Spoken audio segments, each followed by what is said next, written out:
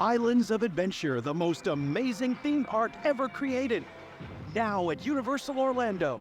In 1999, Universal Orlando Resort opened up their second theme park. Islands of Adventure was a major expansion and remains to this day the only non-studios park built by Universal, although this is of course already in the process of being changed very soon. In 1999, Islands of Adventure was unlike anything we'd ever seen Universal build. It was the earliest sign that the company was capable of creating highly themed, immersive fantasy environments.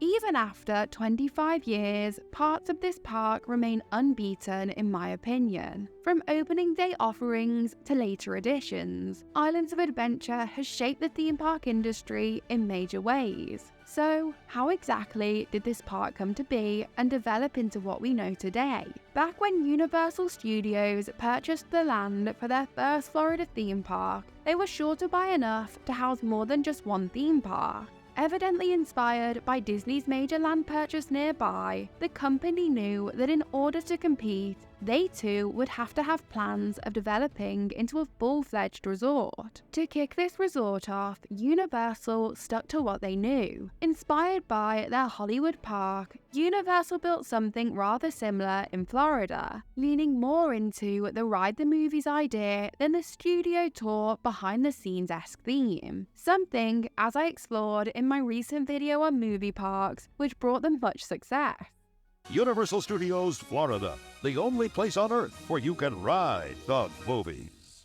After the opening of Universal Studios Florida in 1990, Universal was convinced they had made the right decision in bringing their brand to Orlando. Thanks to this, expansion plans became a priority pretty quickly. Universal wanted to open up a second theme park, and this time they wanted to rival Disney's most highly themed parks.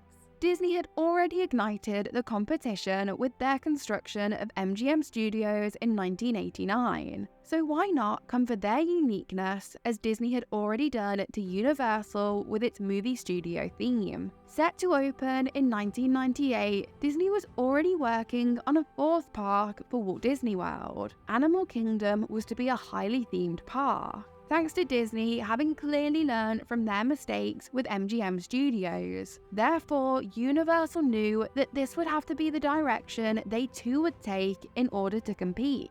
Universal's initial idea was to build an all-cartoon park, licensing characters from Warner Brothers, Jay Ward, and either DC or Marvel Comics, since Universal themselves didn't have many animated properties. However, after the 1993 box office success of Universal's Jurassic Park film, Universal decided this all-cartoon idea would have to make room for this live-action franchise. In 1995, construction began on this $2.6 billion expansion to Universal Studios Florida. This expansion included 3 deluxe hotels, City Walk, and of course, the brand new theme park. During this construction period, Universal opened up a preview center for the park at the adjacent Universal Studios Florida. Here, details were revealed about the park, which was set to be called Islands of Adventure. Built upon 110 acres, Islands of Adventure was completed in 1999. The construction of this park saw Universal building attractions for the first time that weren't based on their own classic movies. For Islands of Adventure, Universal licensed Marvel Comics characters, Jay Ward's Dudley Do-Right, characters from the estate of the late Dr. Seuss, and King Features' Popeye and other comic strips.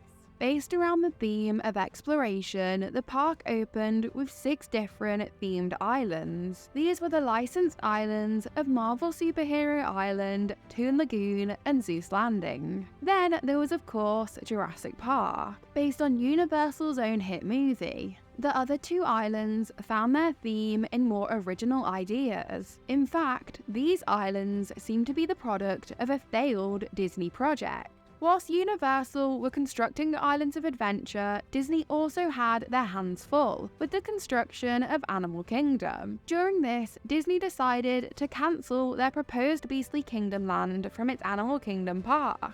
Thanks to this, several designers who had worked on this land found themselves without a job. This worked well for Universal, who welcomed these skilled designers with open arms. With this, port of entry, and more importantly, Lost Continent, which looks suspiciously like the cancelled Beastly Kingdom, were built. But hey, all's fair in the theme park wars. Thanks to soft openings, which allowed Universal to tinker with any issues, unlike Universal Studios Florida, Islands of Adventure's opening went very smoothly. It seems the company had certainly learnt from their past mistakes.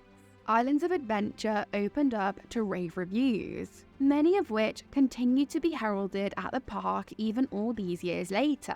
The Amazing Adventures of Spider-Man, a hybrid of motion-based dark ride and 3D projection technology, absolutely blew people's minds back in 1999. But to be completely honest, it still blows minds today. What Universal achieved here is, at least to me, the best ever use of this technology. I know many like to complain about Universal's dependence on screens today, but when Islands of Adventure opened, this was its only screen-based ride. Plus, as I believe, this attraction proves screens aren't the problem. What is the problem is the laziness they sometimes allow a park to rely on. Anyways, other parks have also been guilty of this. Yes, I'm looking at you, Disney. But this conversation is far more at home in a video on Universal's other park, not Islands of Adventure. Other elements of the park remain unrivaled, such as Port of Entry, which is the best theme park entrance since Walt Disney's Main Street. Theme park entrances are incredibly important. They are the bridge between the real world and the imagined one of the park. They have to transport us into the mindset required to enjoy the park. And, Main Street aside, none do it as well as Port of Entry. The music alone is enough to immerse you in the story, but add to this the endless details of the area and you've got a flawless theme park land. I mean, island. Although we are here to focus on Islands of Adventure, it would be unfair to ignore City Walk, who is also celebrating their 25th birthday this year. Although this area opened first, the two came as a sort of package deal. Constructed at the same time, it is these major additions that turned Universal Studios Florida into a full-fledged resort. Inspired by Universal Studios Hollywood's dining and entertainment area, Universal removed two large parking structures to make way for this addition. Plus, you can enjoy the live music, dining, shopping, and more of Universal City Walk Orlando.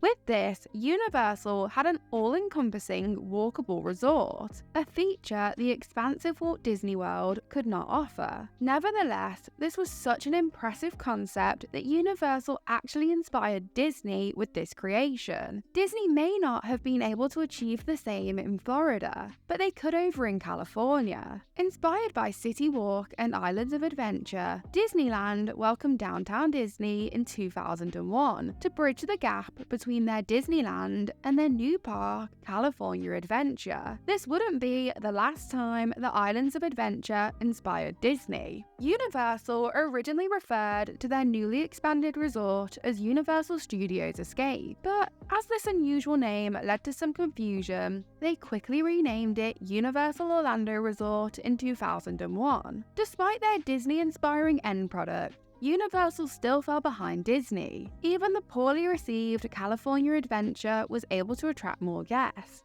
It seems the Disney name still had far more of a pull than the Universal one. Clearly, it would take something big to change this.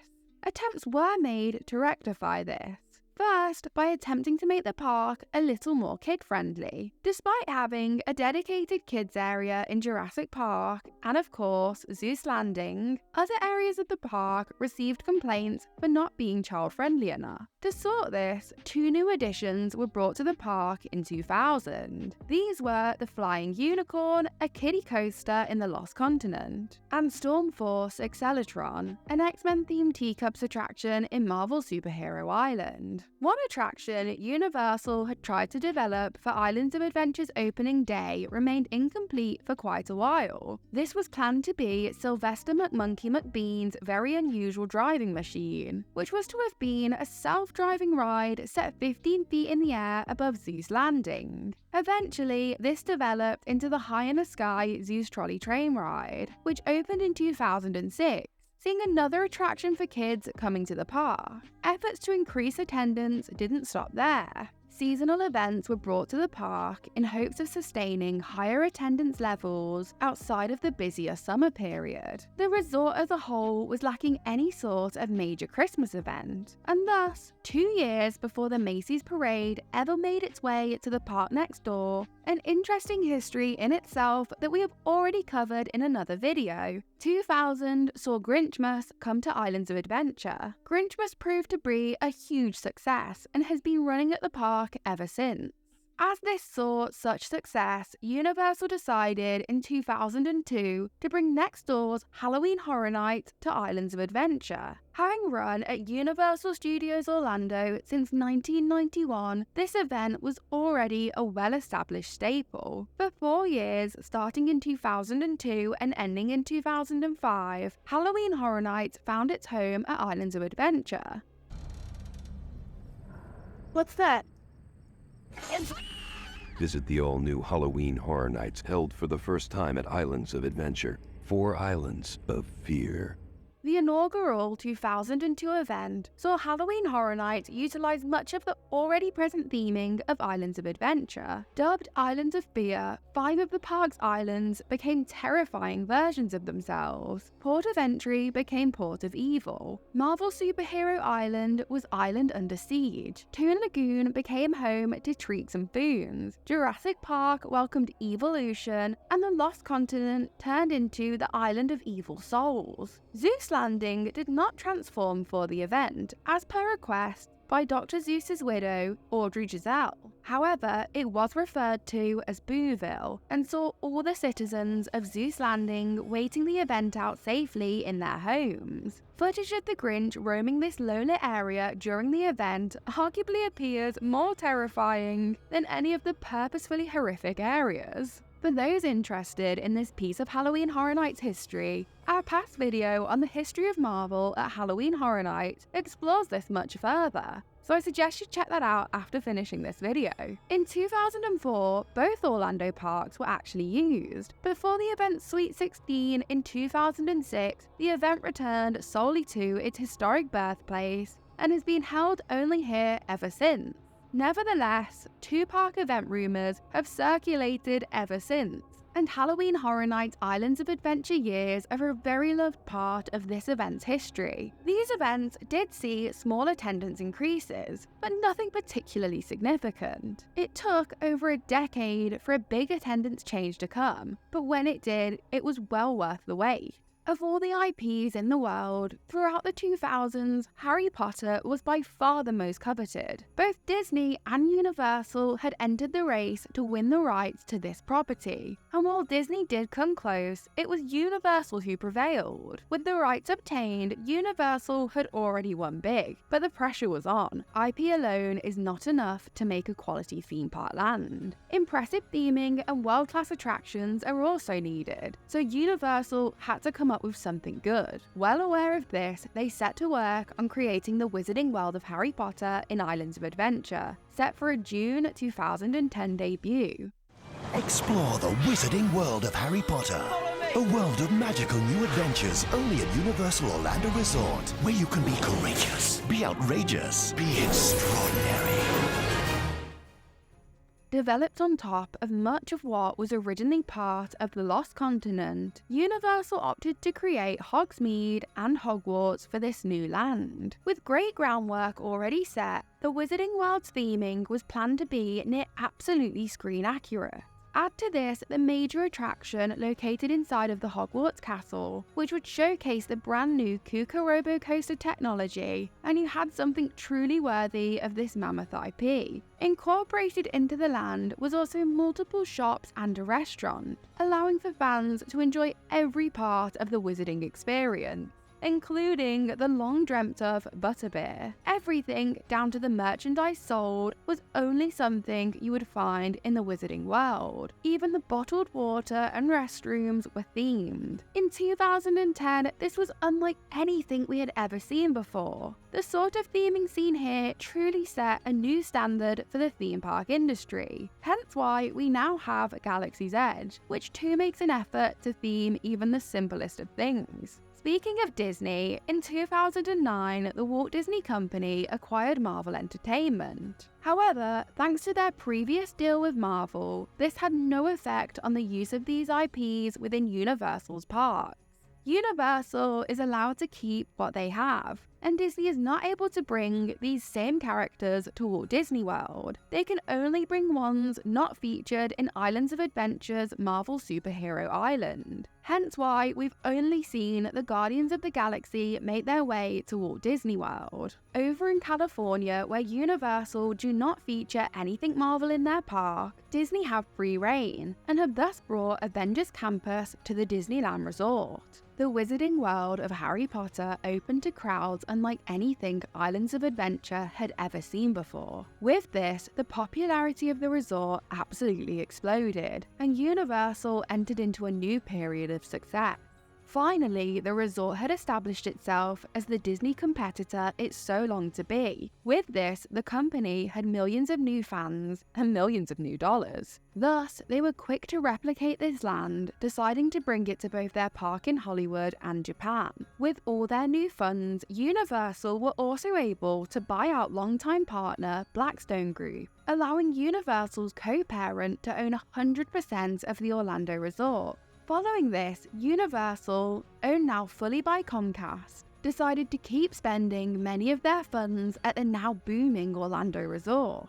Over in Orlando, this success had allowed a new hotel to be built. Universal's Cabana Bay Beach Resort opened up just in time to coincide with another large-scale investment. Seeing the success of Harry Potter in Islands of Adventure, the company didn't hang around, and quickly brought the property to next door's Universal Studios, with the 2014 opening of Diagon Alley. With this, Islands of Adventure also welcomed another new attraction, the Hogwarts Express, which connected the two parks directly to each other.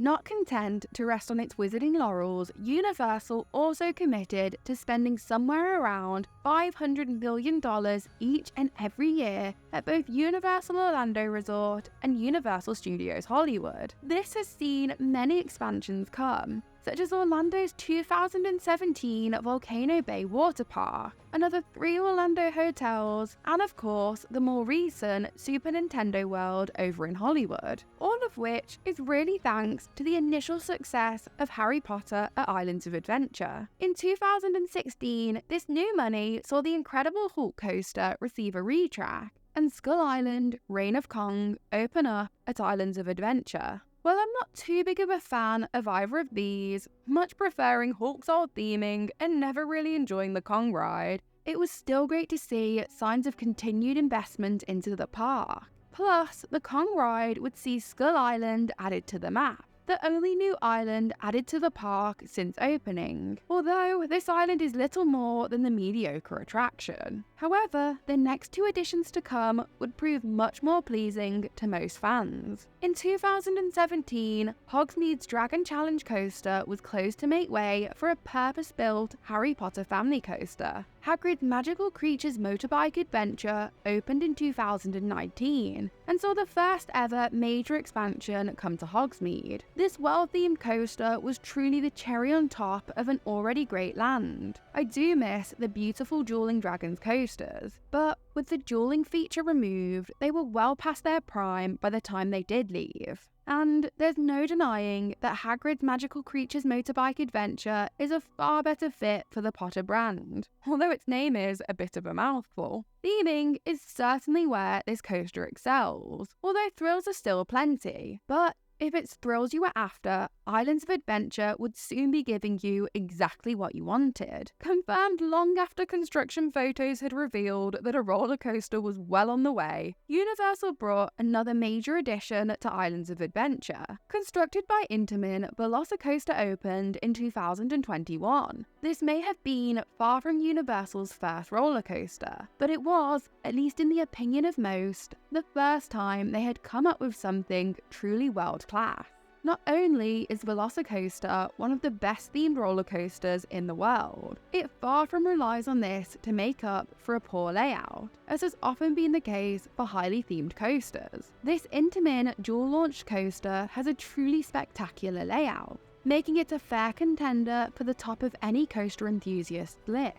With little added since 1999 up until the addition of Hogsmeade, these more consistent additions have been unbelievably exciting to see, although there are at this point some areas of the park that are getting a little stale. 25 years is a pretty long time for a theme park land to not have changed, which is true of both Marvel Superhero Island and Toon Lagoon, save for its loss of any show in the long empty amphitheatre. Then there is the Lost Continent, which has changed, but only in the way of losses. Many fans long to see some of the budgeted investment spent here, but for a while now, this hasn't looked too likely. Plus, at least the more stagnant nature of this park hasn't seen the loss of any classics, as we have seen over at Universal Studios Florida. But Universal Orlando Resort appears to be spending their budget and then some elsewhere right now. As I'm sure everybody watching already knows and has their countdowns going, Universal Orlando Resort is set to open a third theme park called Epic Universe in 2025. This new park looks like it's going to be such a well-themed and complete park, something we likely never would have seen the company create had they not set the groundwork with Islands of Adventure. Home to 4 themed lands, all branching off of the entrance area Celestial Park, this new theme park will welcome us to Super Nintendo World, Dark Universe, How to Train Your Dragon Isle of Birth, and, most notably for us, the Wizarding World of Harry Potter Ministry of Magic. The magic of the Wizarding World has not worn off for Universal, and it seems nothing will ever stop this. Despite the lack of popularity with newer additions to the franchise, the nostalgia alone seems unbreakable. Just like there will always be Disney fans, it feels safe to say that at this point there will always be Harry Potter fans. Thus, there will always be fans for Universal to attract to their parks. But of course, this is far from Universal's only audience, as Universal has proved itself to be a major player in the amusement industry. The company has gained its own legion of fans. Just like there are Disney park fans, there are today Universal park fans, with often much crossover amongst these groups. This of course began with the opening of their first theme park ride, the E.T. Adventure over in Hollywood, continued to grow when they built the Orlando park, but only really became a big enough group to power the parks when Islands of Adventure welcomed The Boy Who Lived. Islands of Adventure has been around for a quarter of a century, and it's safe to say the park has permanently changed the theme park industry. I'd love to know what your favourite island in the park is. Personally, I'm a huge fan of both Port of Entry and, of course, Hogsmeade. Thank you so much for watching. Please like, subscribe, check out some of my other videos and the links in the description.